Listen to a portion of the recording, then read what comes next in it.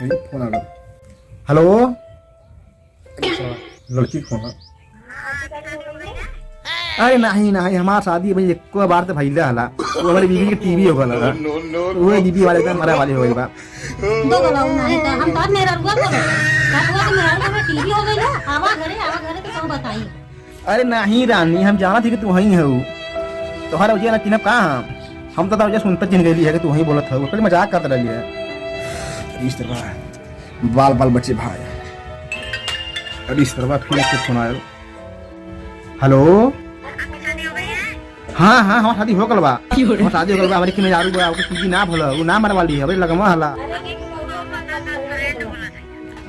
अरे यार तू हऊ बिहाने से कहले परेशान हुआ मेरे रुआ हमके, हम जी की हुआ हला।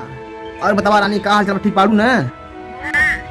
चला अच्छा ठीक बा, बोला कुछ खइबू तो आज ले आवत हिला उधर से। अरे तो काहे ना तू कहतू सीधा सीधा या तो हमके मारा के मन करत बा, का करे घुमावत, गोल गोल घुमावत है।